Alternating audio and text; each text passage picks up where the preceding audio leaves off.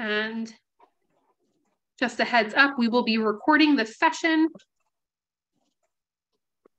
for today. Again, this webinar is hosted by DBHR through the Washington State Healthcare Authority. Thank you to our funders for having this session. Again, just a reminder that the session will be recorded. You will receive a copy of the PowerPoint, as well as a link to the recording.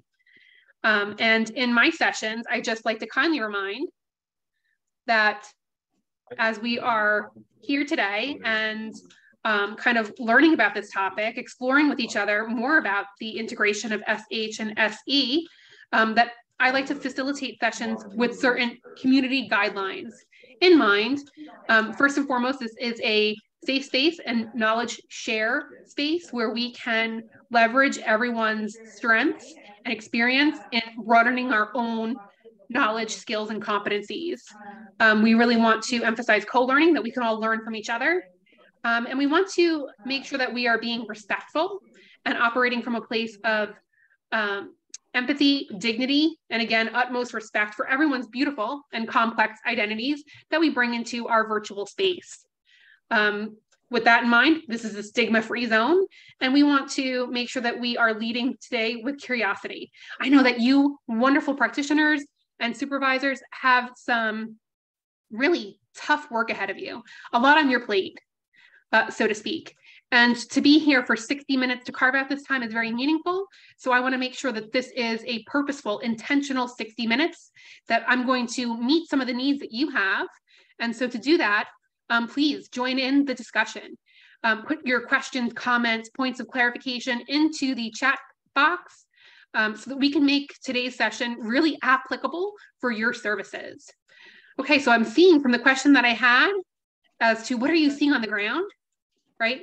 Sarah, I would say one of our biggest challenges is balancing the way that supportive employment and supportive housing interact and impact one another in King County. Thank you for that. Yeah, that's definitely something that we've been hearing, Sarah, right? In terms of how do you have balance for these two services?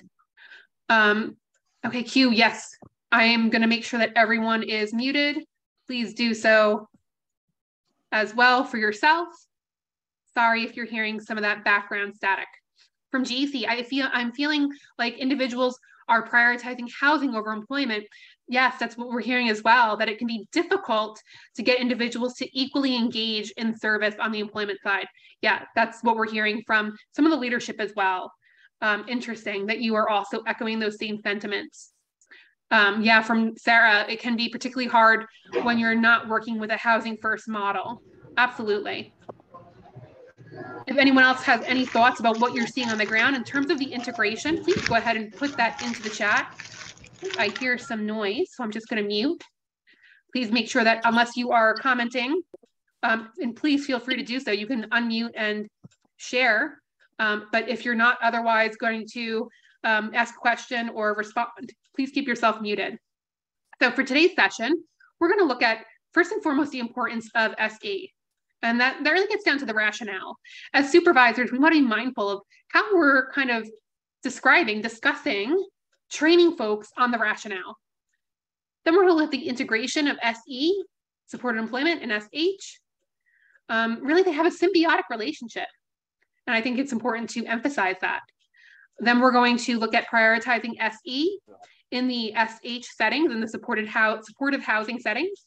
And we're going to look at some supervisory approaches. So first and foremost, let's think about this concept of the rationale.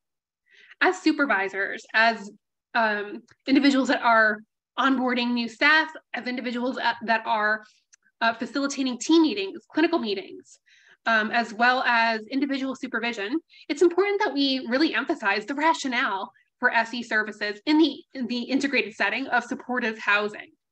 Right, when we introduce a new clinical practice or a secondary clinical practice, we really need to clearly communicate the rationale behind it.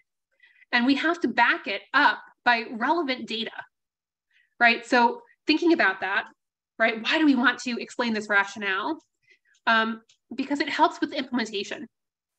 When we have a thorough rationale for why SE in supportive housing, right, we can help the staff to understand and accept why this is best practice, how it aligns with the overall goal of your organization, how it aligns with the goal, the mission, the services of the comparable service, right? How SE is aligned with SH, right? And this can foster change and buy-in, right? Without understanding why a change is being made, without understanding why you would add a service or be cross-trained on a service, staff may resist or may not implement correctly, right? And when we think about the rationale, we also want to include in that rationale that SE is an evidence-based practice, that there's supporting data that shows that SE integrated into supported housing isn't just a random decision, isn't just one more thing to do, a thing on their plate. It is backed by solid evidence that it is best practice and that it is successfully integrated into other service modalities, especially supportive housing, right? We know in research, current research, that these services can be seamlessly integrated, that they can be equally prioritized. When we provide rationale, it also builds a sense of confidence and competence, right? Understanding why this practice is being provided along with SH can really, again, build staff confidence in knowing, hey, I'm doing the right thing, I'm doing best practice, and I know how to do it, right? It's going to lead to these particular, potentially, outcomes. Also, when you provide the rationale, it upholds accountability and transparency, and it really can facilitate good implementation. So thinking about that, supervisors, how do you explain to your staff the rationale for providing supportive housing services with supported employment services? What do you say to your staff? What's the conversations that you have on why they have to do this additional service, why they have to be cross-trained, why they have to, in addition to providing housing supports, also provide employment supports? And I want you guys to have a good discussion about this. So I'm going to put you in a breakout group room. And for the next 5 minutes, just consider, right? What do you say when you're training someone, when you're onboarding, when you're providing supervision? What's the rationale for this? Right? What is your spiel? What is your elevator speech, so to say? Again, about five to 7 minutes. You guys can chat and talk about your process. What do you say in that rationale? Be prepared to come back and discuss when you come back into the larger room. See you guys in 5 minutes.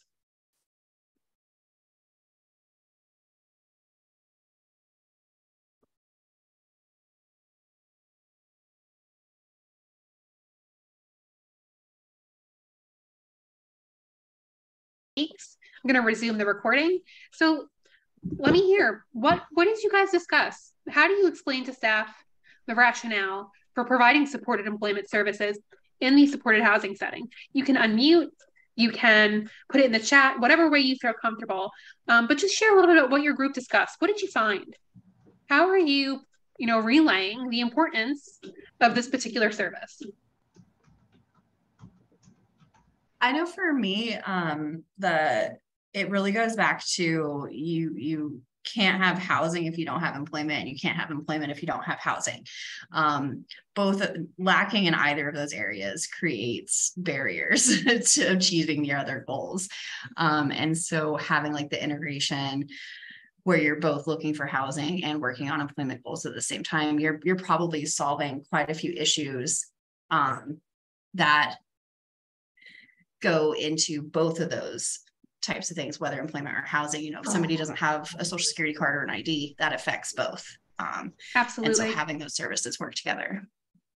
Love that, Sydney. Yes, they are bi-directional. The benefit is, when you get a house, it benefits your employment goals. When you get a job, it benefits your housing goals, right? So those services create bi-directional benefit. Love that, Sydney. That is very on point. What else was discussed? How do you explain? Yeah, for me, I really explain it's not just about employment or housing. It's about improving quality of life. it's about improving health. It can really help somebody's mental health, their, the other issues that they may be dealing with in their life by just being connected to their community in a much different way that maybe they're not used to. So really, it's about improving that quality of life for individuals that we serve. Yes, Rebecca, that is so impactful. You're basically letting that staff person know that they have the opportunity through the direct provision of service to be a change agent for that person's quality of life. Through these evidence-based practices, supported housing and supported employment, they can drastically impact that person's health for the better. So powerful. Yes, absolutely. I think of these services as social justice services, right? They can impact how people access and have equal opportunity, right, to certain goals, certain, like you mentioned, community integration. How well can we be integrated in the community if we don't have housing in the community, if we don't have a job, to have money to do things in the community? Anyone else, go ahead and put into the chat. I'm going to add to your verbiage. You'll get these slides and you can use this as your training staff, as your onboarding staff, as you are in supervision. So ultimately, we want to think about our rationale and frame it in the context of the social determinants of health, right? Mental health conditions are shaped by the social, economic, and physical environments a person experiences. We counselors and practitioners historically strive to address mental health needs through focusing on symptom management, medication regimen, supporting behavioral health changes. But healthy behaviors, right, are not just contingent on biology, genes, medication, or the mental health services like CBT, counseling, etc. That doesn't account for all the factors that impact mental health. The environmental conditions and the social conditions, as Rebecca was stating, really accounts for 50% or more of our health and our mental health. And these are comprised of the social determinants of health, right? They influence factors that establish patterns of health, disease, illness, seen in populations. And when you have less access to these factors, when you have points of marginalization, points of oppression, points of discrimination, like people with disabilities, like mental health conditions, people with other cultural identities that can historically be barred from equity and inclusion, right? Like people within BIPOC communities and cultures, that's Black, Indigenous, and people of color, we see that they have diminished social determinants of health. Social determinants of health, as you see here, and defined by the World Health Organization, they are conditions in which people are born, grow, live, work, and age. And these particular areas impact significantly our health. And economic stability, coupled with education, are the foundations of our social determinants of health. So when you are onboarding your staff, when you are speaking to your staff, you want to really bring home that getting people into employment, prioritizing that employment, can impact all of these other points of the social determinants of health. It could impact where you live, the money that you have for your housing. It could impact the education that you can get. If you have additional money, maybe you can enter an education program. Education and, again, economic stability through that employment factor really rely and integrate nicely with each other. Your employment opportunities impact the quality of food that you have, right? Food is expensive, especially if you live in a food desert where there is low quality food available. It impacts, again, that community integration and even the healthcare that you have access to. So you really want to drive home with your staff that employment is a significant determinant of health and is a main contributing primary driving factor of the social determinants of health. The impact is pervasive and it really affects all aspects of an individual's life, right? So you want to drive home with your staff that the provision of support and employment is increasing economic stability. That's social determinant of health. And you want to drive home that when a person is getting employed and earning income, then they are ultimately, like Rebecca had said, going to have opportunities for a better quality of life. And what comes up frequently, and I want you to put this into your rationale when you're training staff as well. Again, you'll get the slides. What comes up frequently is that individuals with mental health conditions have all of these things going on, right? They have all of these particular barriers that could impact obtaining employment, ultimately, right? So think about the people that you're working with. Think about the people that your staff are working with. Do they have anxiety? Do they have housing instability? Do they experience, suicidal ideation, depression, right? And we historically think that these things have to be resolved before a person can work on employment, right? They have to have reduced symptoms. They have to be, really well to be employable. But what if I told you that what we're viewing right here isn't the side effects or symptoms of a mental health condition, right? What we're actually viewing are the side effects of unemployment. This is what unemployment does to an individual. Prolonged unemployment. When someone is unemployed, they have increased mental health symptoms, including anxiety and depression, increased suicidal ideation, substance use. Think about historical times in our country where the unemployment rates have been really high. I'm thinking about 2008 to like 2010 during the Great Recession. I'm thinking about COVID, right? During the pandemic when people were out of work. Even people without mental health conditions, without a pre-existing mental health condition, no DSM-5 diagnosis, who experience long bouts of unemployment are going to have these side effects, right? This research was particularly done with individuals who didn't have existing mental health conditions. And this is what we see, right? And if you recall during the Great Recession, if you recall during, the COVID pandemic, you may have anecdotal evidence to support this. You may know someone who went through this during their bout of unemployment. You may have experienced it yourself. I know during the pandemic, I would be checking my social media and people were laughing, making memes and having, jokes about how much they were drinking, right? That their recycle bins were like stacked with beer cans or wine bottles, etc. Because when you're unemployed, substance use increases. And so what we really think we're observing with the people in supportive housing services, anxiety, isolation, housing instability, right? Decreased coping skills, decreased general health. We always attribute it to the mental health condition. But really, these things are also a side effect of unemployment.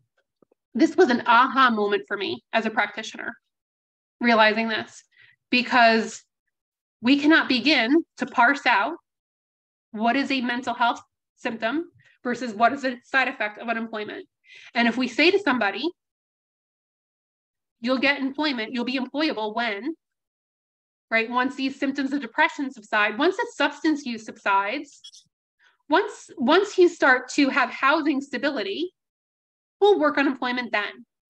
Well, I got to tell you, if what you're observing is actually a side effect of unemployment, no amount of CBT, no amount of coping skills, no amount of Prozac, or insert whatever, prescription in that sentence, no amount of Haldol or no amount of anything is going to take that side effect away. The only thing that's going to take away the side effect of unemployment is employment. I see some comments coming in.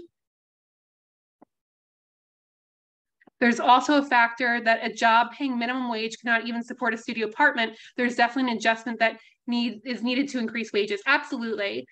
We see that the rates in which people are compensated, wages, are not increasing comparably to the price increase of cost of living. And that is critical. So yes, people, when they get a job that is minimum wage, may not be able to afford things as well. And that's where supported education comes in. Supported education offers the opportunity for people to get credentials, even if it's I say even if, but it's these career technical education programs are phenomenal. Getting a certification in a field like plumbing, electrical work, those programs are low cost, relatively quick. Lead to, I'm just going to mute you. They lead to substantial earnings, right? I have people coming out of these CTE programs that have mental health conditions that are earning more than someone got a 4-year degree in liberal arts, right? And they have less student loans to pay back. So we have to be very comprehensive when we're thinking about our social determinants of health and building that rationale for our staff, right? It includes employment and it includes education. Remember, those two things work synergistically. The more education a person has, the more opportunity they'll have for employment, the better social determinants of health that they have. So when you're training your staff about rationale, you really want to look at what does work lead to? How does work offset what we just observed, right? The side effects of unemployment. This research was done by the IPS group, Bond, Drake, Becker, and they looked at what happens when someone with a mental health condition, a severe mental health condition, right? Looking at schizophrenia, bipolar disorder, conditions with psychotic features or psychosis. What happens when these individuals get employed? And we see the exact opposite of those side effects. Things attenuate, things get better, right? We see that people have less symptoms, that they decrease their number of hospitalizations or their length of hospitalization, that the substance use goes down, housing stability goes up, quality of life, like Rebecca said, goes up.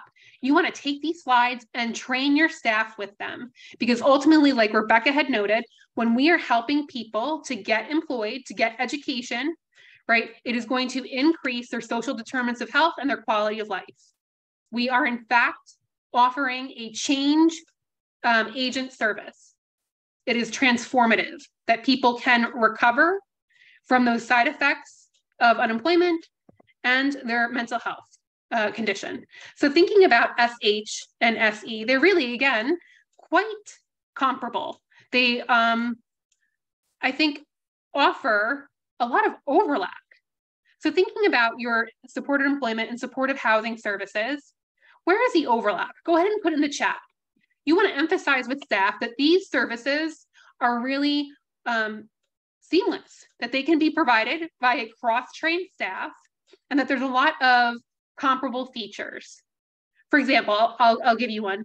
Both of these services focus on persons' preferences. In housing services and employment services, you're learning about a person's preference, their abilities, skills, interests, experiences. You're exploring all of that to come up with a goal to help them achieve it.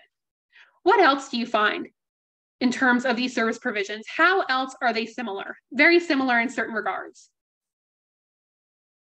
Resources overlap, absolutely, right? When you're thinking about resources, benefits planning, assistance with transportation, assistance with navigating, let's say, Social Security, getting an ID, right? All of these support services are going to apply to both of these scenarios. Thank you, excellent.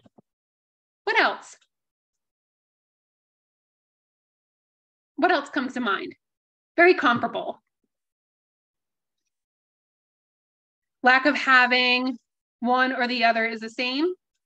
I'm not sure I get that, JC. Tell me more. Rebecca, budgeting, addressing wants, and moving towards long-term stability. Yes, building that independence. Both of these services help a person to become, again, that independent opportunity or stability.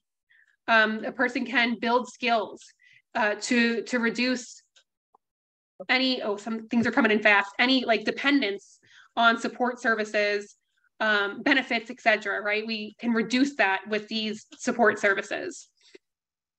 Zero exclusion, yes, Dawn, zero exclusion. Absolutely. Everyone should be eligible to receive them.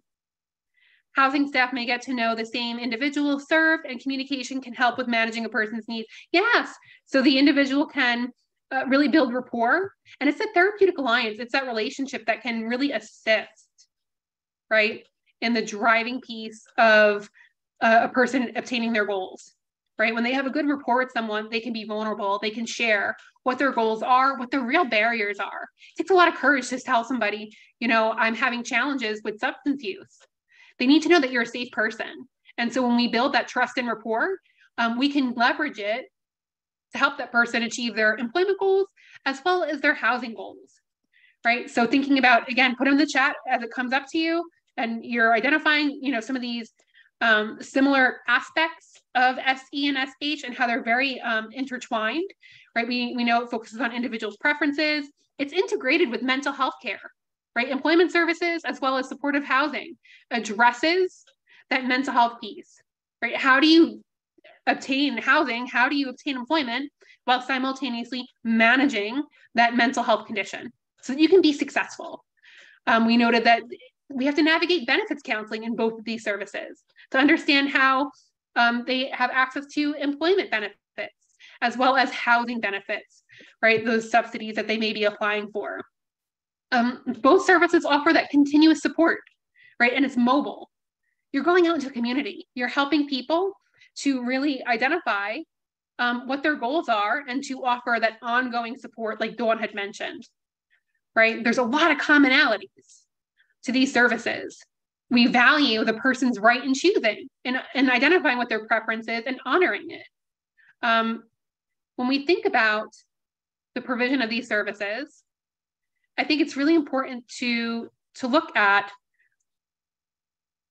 how are we training staff to create a unified plan, right? To create a service plan that takes into account both housing and employment goals. Think about that for a second. How are you training your staff to create a unified plan? How are you training staff to use things like shared decision-making in both housing and employment services, right? What does that look like? Both are strengthened with community engagement. Yes, absolutely. And but you mentioned strengthened, I thought of strength-based, JC. Both services are strength-based. We look at what the person is skilled at, what their abilities are, and how we leverage those in the housing domain as well as employment. Excellent, excellent. So how are you helping people, your staff, or if you are direct service, how are you creating joint plans? What does that look like? Go ahead and put that in the chat.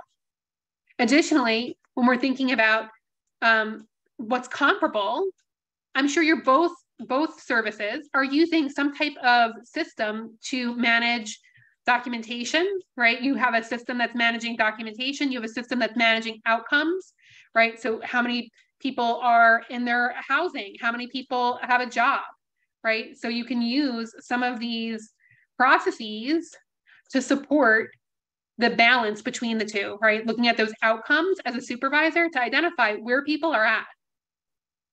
Focus on strengths of the participant, likes and dislikes, long-term goals with short-term steps. From Dawn as well, collaborating with other staff, working with the person. Absolutely. Collaborating with the other staff, working with the person. I think that is really critical because you need to have really good communication. You need to have that collaboration and support on that team to provide seamless, competent services. Excellent point. So when thinking about these services, right, again, we're identifying they're very comparable. There's a lot of shared values. There's a lot of shared approaches to provision of service. Again, that mobile outreach approach, that continuous support, that eligibility criteria that Dawn had stated, they are very comparable to each other. But sometimes what can get in the way of that provision of employment services are some of the myths and misconceptions about employment. And so go ahead and put to the chat, what do you hear from your staff? Have you ever been present in a team meeting during an informal discussion or maybe even a supervision talking about the provision of supported employment services? And you heard some of these myths being discussed. What have you heard from some of your staff? What comes up? Go ahead and put that in the chat. First one that was shared with me is that people in services do not want to gain employment. People in service do not want to get employed. And again, that's a myth. Work will be too stressful. Yes, Dawn, absolutely. Hear that a lot, right? Work is too stressful. But going back to our rationale training that we just did, what is stressful? Being unemployed and all that comes with it, or finding employment, right? Benefits will be lost. Yes, Jeffrey, excellent. Collabing and focusing on their strengths and achievements. Thus far, also reiterating some things that are due to the way society is structured and it's not their fault. Absolutely, yes. I like to use a term, the business in helping is often in conflict with the process of helping. That's a good point. Yes, they don't want employment or they're too picky. People with substance use disorder or mental health disorders can't work or will be too hard to find employment. With programs through RRH, this is one way to be exited from the program. Interesting. A participant isn't qualified to work in their area of interest. Creativity is key. I love that, Rebecca. That's a great point. Absolutely. We can find something that meets their interests, values, and preferences, skills within their particular area, field that they want to enter. Great point. So thinking about this, right, we also hear people with mental health illnesses, mental health conditions can't handle jobs, like Dawn had said, like a few of you had noted. Right? And evidence shows that the right support and job match, individuals with even severe mental health conditions and symptomology can succeed in competitive employment, right? We know that in the research. What about people with mental health conditions cannot begin to look for work until they're ready, right? What does ready mean? And who determines ready? So we want to debunk these myths, right? We want to provide statistics, evidence to our staff to debunk myths. Looking at that piece on people do not want to work, I think that's really important to debunk with some facts as well. And the facts that we want to look at are understanding the barriers to employment and how to overcome them, right? Individuals with mental health conditions in literature, they want to work, right? We see that upwards of 90% of respondents in studies say they would like to obtain employment, but they cannot do so. There are barriers to that employment. So what can that look like? Barriers to employment that we want to really train our staff on how to circumvent, get around, mitigate would be limited work history, right? Limited work history. We want to train our staff on how to address that barrier. We want to help staff address stigma and discrimination from other providers, as well as potential employers, or internalize stigma. People may really believe, I can't work. I can't work because they have been told that. That is a message that they may have received from other providers. And so in that sense, we have to undo some systems effects, right? That internalized stigma. And that's really hard at times to address, but it is our due diligence to get people through that, to get employment. The fear of losing benefits that they start working. You have to have accurate information from your local office of your Social Security office or a service. We have so many in New Jersey. I'm not sure what it looks like in Washington State, but we have services that offer counseling, benefits counseling from disability groups. So know your resources, get your staff trained on the information in terms of benefits, or get the right person, like a third party, if they offer those free services, to come in and do those sessions, benefits counseling for individuals. We really want to look at, to overcome barriers, building skills, and developing work history, right? We can look at training our staff on vocational assessments to help them acquire relevant skills for their job market, looking at repurposing of past experiences, looking at transferable skills, right? And emphasizing those. Addressing stigma, I think, is really important. And we want to train our staff on how to address that internal stigma. We also want to help to build a person's belief that work is possible and positive. That work is possible, they can do it, and it is positive, it will benefit them if they make this change. So how do we do that, right? How do we help people? How do we help our staff to help people build that positive approach to going back to work? And that's through the use of motivational interviewing. Motivational interviewing is a counseling approach that can be utilized for both supported housing as well as supported employment. And it helps to build motivation and commitment to a goal.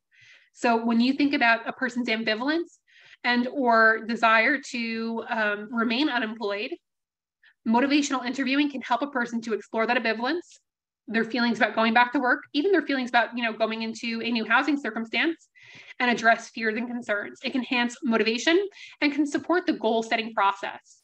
So MI is going to be a great approach for your staff, again, to address this notion people don't want to work. Like, what do you do with that?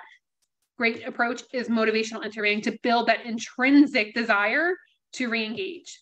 I'm seeing things in the chat. People are dangerous and not qualified or bring too much drama. Yes, that is a potential myth. Absolutely. Elena, right? Who determines who is ready? What does that mean, right? What does it mean to determine readiness? Has anyone ever approached us in our career stages and said, you're ready? Oh, now you're ready to get employed.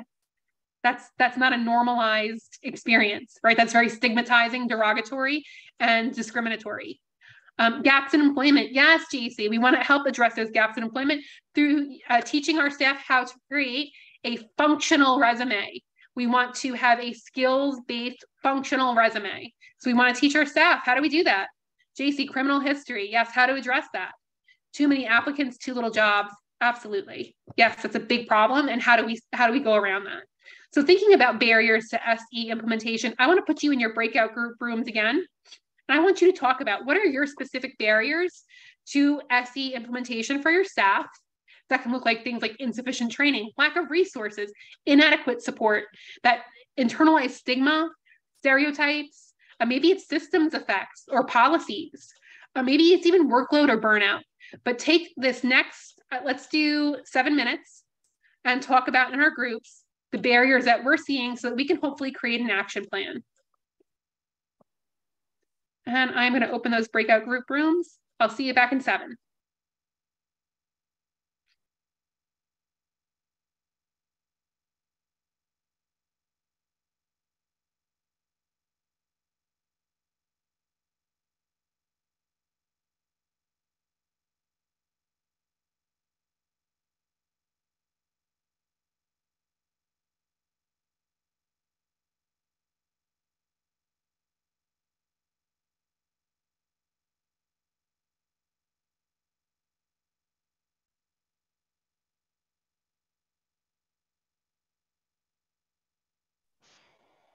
And welcome back, folks. How did it go? What did we discuss? What came up for you?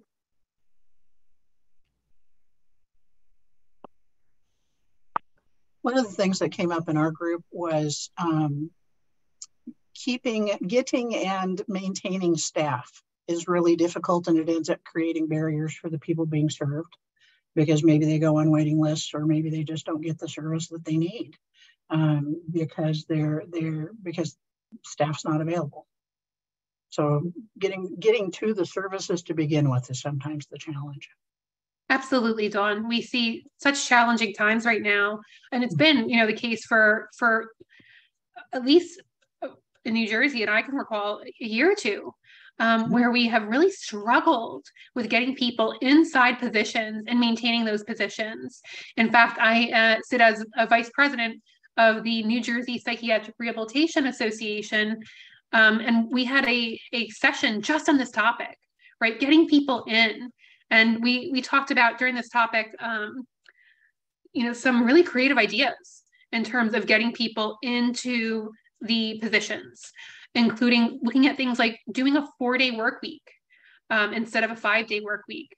Because what we're really competing against is, in essence, some of the salary differences. And while we might not be able to increase salary, we might be more flexible with having a shorter work week, which can pull and draw some people in. We looked at a lot of alternatives in terms of improving that sense of burnout, right? So implementing things like concurrent documentation to reduce workload so people weren't going home having to do progress notes. Looking at ways to support staff through supervision and reducing burnout to hopefully increase that retention rate, as well as partnering with universities to get people that are newly graduating into positions, right? So partnering with, universities in your area that can look at, doing internships, practicums, as well as hiring new graduates. Just throwing some things out there in terms of action plan. Anyone else come up with something different looking at the barriers? Go ahead and put in the chat. You can unmute. Yeah. We talked a lot about like some of the barriers that people come up against, and really the dichotomy of like, it's not necessarily, we all agree and we know that like most people do want to work.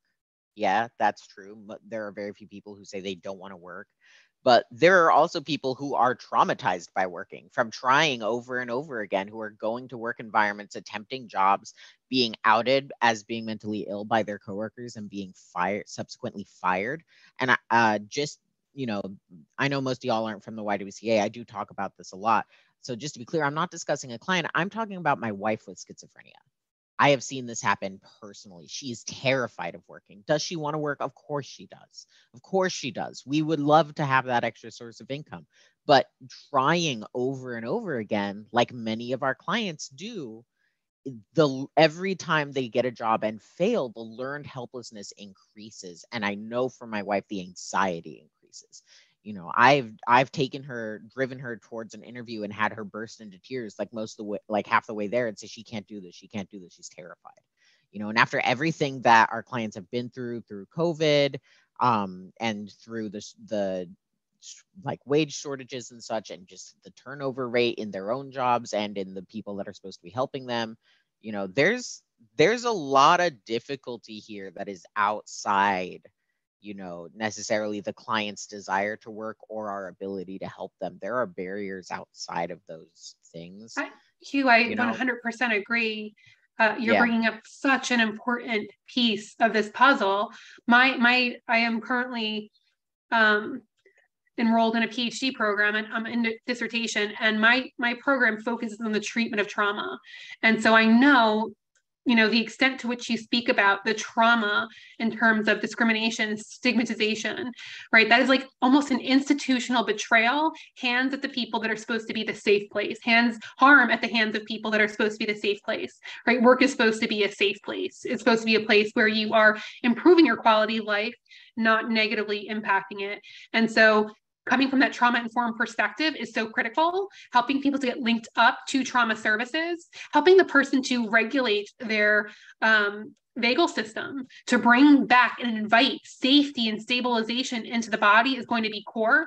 Utilizing CBT, cognitive behavioral therapy, to address the trauma responses, that work is not safe, that people shouldn't be trusted, that coworkers are out to get them, right? To kind of reduce some of those trauma responses, utilizing CBT, and ultimately finding a safe work environment, right? People choose their work environments for different reasons. I know I chose my work environment because it is a disability-friendly environment. I myself identify as having a mental health condition. I have lived experience, and that was key to me in choosing my work experience. And so finding those employers that are, disability friendly is critical. We are almost out of time. Please put in any other points that came up during your discussions.